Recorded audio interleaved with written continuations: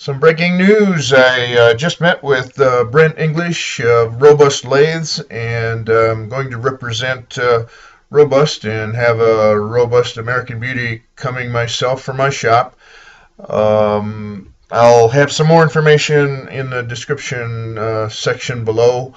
So this time we're going to have a little bit of fun doing a small vessel. This is a good example that it doesn't, you don't have to do big stuff to have some fun.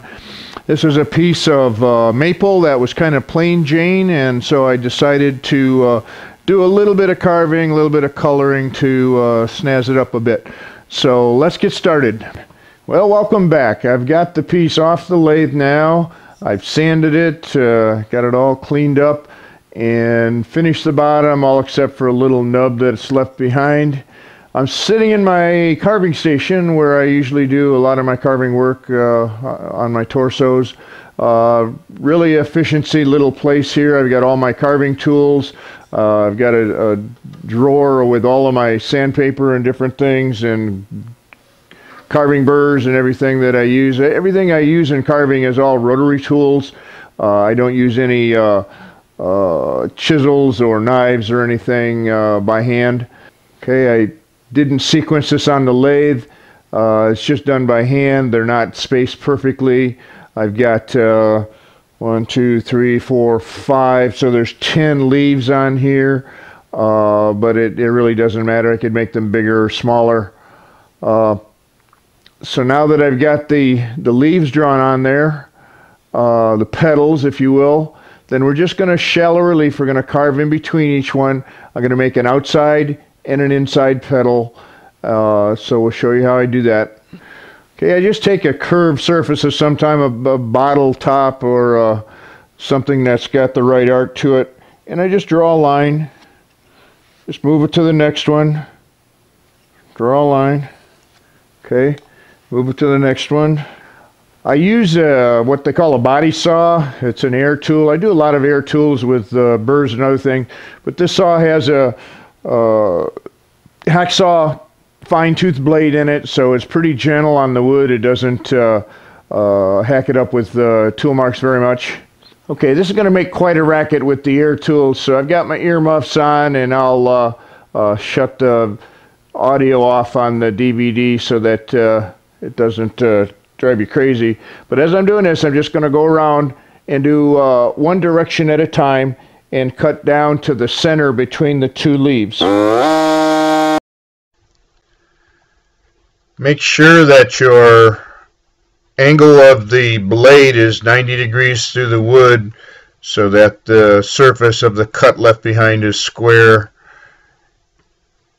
And I do the one side of the leaf first. You've got your hand and the saw and everything lined up in the right position. It's easier to do one side of it first. Here I am going back down the other side. Make sure you stop in the right place. When you stop, and don't leave a saw kerf in the bottom. You've got to leave a very clean corner down in there. So go slow, take your time. The more time and attention to detail here, the less sanding that you have to do.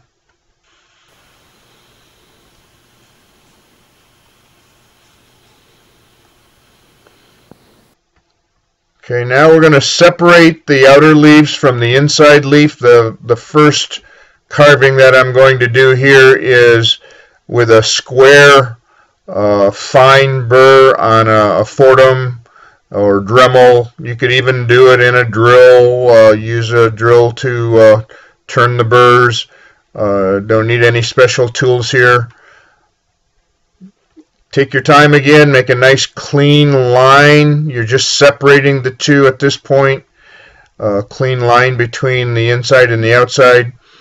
Here I am now going through the other side of that same leaf, cleaning up that little corner. You can use different burrs here. People ask me what I use for carving, and there's 20 different tools that I might use on any particular piece, just whatever works.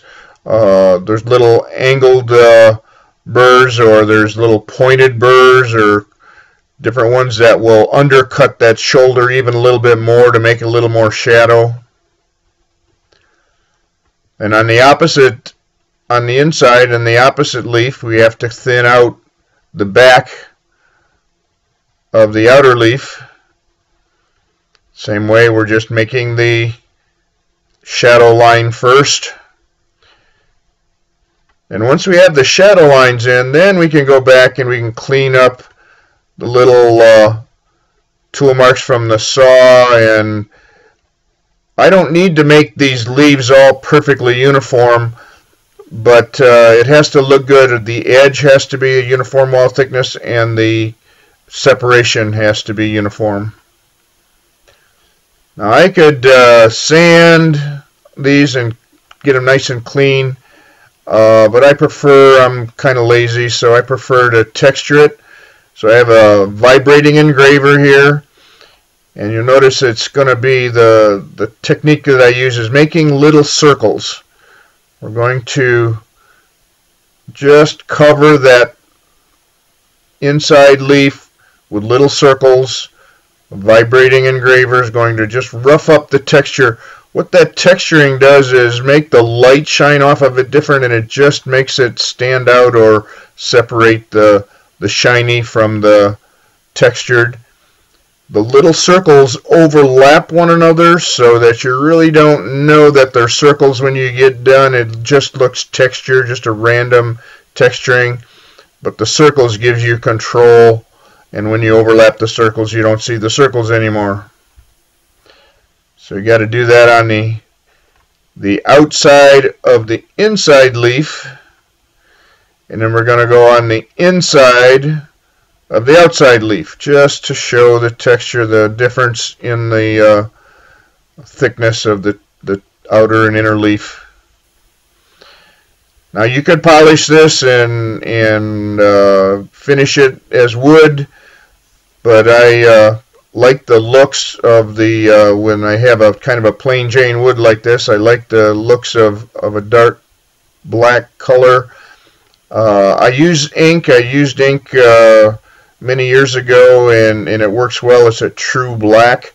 There are now aniline dyes and things you can use. I don't think it matters what you use. You can do different colors or paint as well as dyes. So there's lots of different ways that you can color pieces also.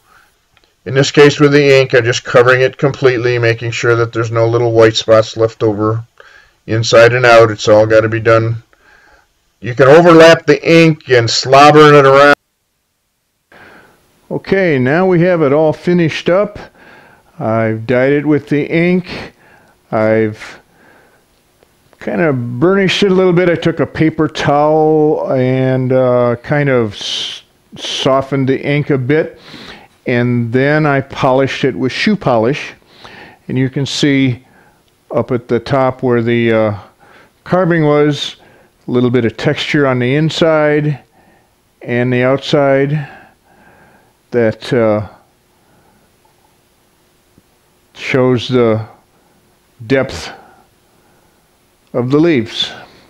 The shoe polish that I use is Kiwi. The Kiwi brand of shoe polish has a little more pigment in it and is better for this kind of thing. I did black on black pottery type pieces back many years ago, 20 years or more, and I used the ink and shoe polish, and it's held up very well over the years. So have some fun in carving, do different patterns, different texturing techniques, or sand it smooth, whichever way suits you. But you can have a lot of fun with small hollowing objects like this. I would like to remind you that Mike Hunter has been a sponsor and sponsoring my YouTube channel, and he has a special going on right now for the holidays, so check Mike Hunter's website out. I'll put a link down to both Mike's site, and my new sponsor, Doug Thompson with Thompson Tools, is also working with my YouTube channel.